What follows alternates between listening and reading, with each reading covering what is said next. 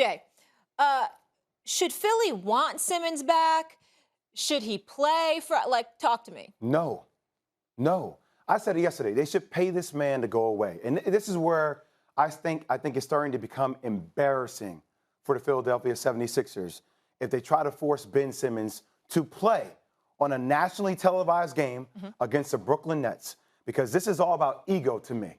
This is all about them trying to publicly ridicule and subject Ben Simmons to the hate that will come from every Philadelphia fan. So instead of paying him to say, you know what, we don't want this drama, we want this team to focus on some more team outings, Joel Embiid not playing video games in his hotel room after every road trip, actually becoming a leader of men. Instead of us focusing on basketball, which Doc Rivers says, hey, when Ben's not around, we focus on basketball. You're telling me that somebody personally in there has a vendetta, that they want to prove that they can win this battle against Ben, that they're willing to go to the point by saying, you know what, it's worth all the distractions, it's worth all the anger, because we want to see him inflicted with pain. This is about putting pain on Ben Simmons. It no longer feels about doing what's in the best interest of the organization, because nobody in their right frame of mind thinks that Ben Simmons is going to come back and ball out. He's told them 5.5, 6 months ago he was mentally checked out.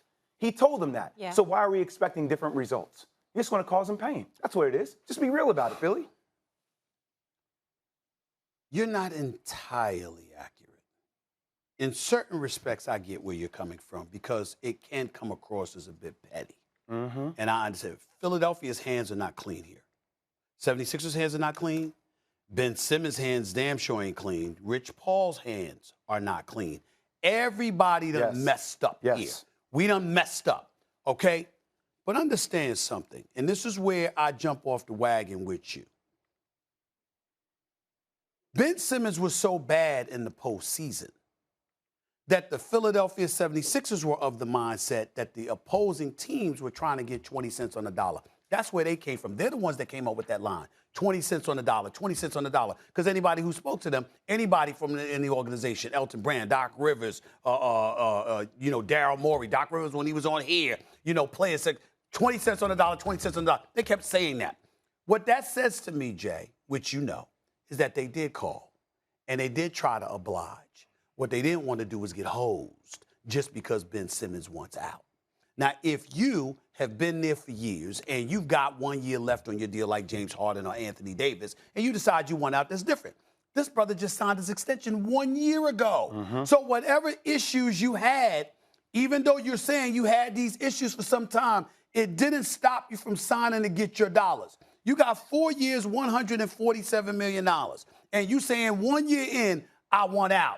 And you're asking them to get 20 cents on the dollar. They're saying to that, hell no. What you did was turn around and you decided to be defiant. And not only that, come across, I know he didn't mean to, because he certainly wasn't pointing the finger at Philadelphia fans, but that's how it came across, to the point where a city is like, you have the audacity, the unmitigated goal of blame us. We supported you all of these years when we knew your behind couldn't shoot. Not just perimeter shots, but free throws. But we never thought it would get as bad as it did against Atlanta when you shooting worse than Shaq and Wilt Chamberlain combined ever shot from the free throw line. That's how bad he was from the free throw line. So instead of adopting the attitude, I'm going to come back and make amends and show out, you turned against us. That's how Philly is looking at him, which is why I feel bad for him if he show up tomorrow night, because they are going, oh, my God, how destroy bad. Him. It will never be as bad as it's going to be for him tomorrow night. Having They said all booed of him that, at the Flyers game. yes. Right. Having said all of that, Does that my point? I mean, come on. here's where it gets tricky, though.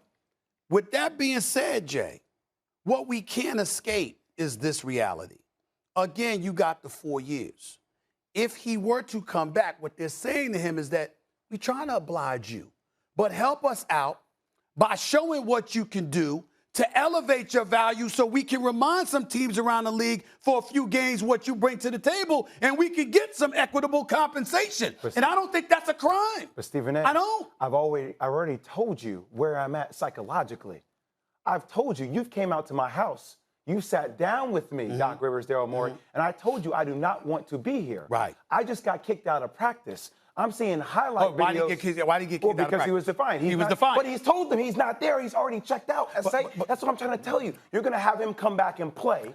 And I can make a case that him not playing could help his trade value more so than him actually. I didn't know you back then. But when I talk to Jay Williams, what I constantly remind people is it ain't just my partner on television who does a great job on radio. I'm talking to a former number 2 overall pick who was the National Player of the Year and a national champion who knows a thing or two about competing on the basketball level. Yeah. I also know your personality enough to know that even though I didn't know you back then, there was probably some people you didn't like when you were playing at Duke. 1,000%. And in the league, yeah. There's probably some people you didn't like. Didn't stop you. What I'm saying to you is this. Just because you don't like somebody and you've checked out mentally, you can still be so gifted that with an attitude, truculent or acerbic as it may be, you might still be able to say, you know what? I'm going to go out there and I'm going to bust their ass for about 2 weeks.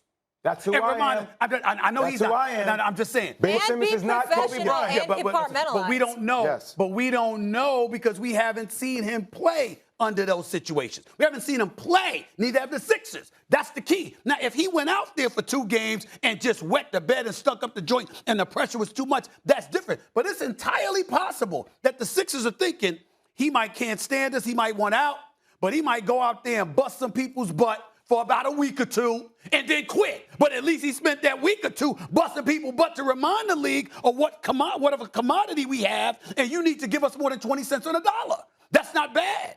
That's not a bad proposition. That's what I'm saying. Let me break down 2 things. Number one, I am not Ben Simmons. I know Ben that. Simmons is not me. I know that. So I know what my ass would do. Right. I know who I am. Right. Like, I'm the same person that was told I would never be able to walk again, and I'm walking, I'm running, I still walk with a limp, and I don't give a damn. I am built like that. That's right.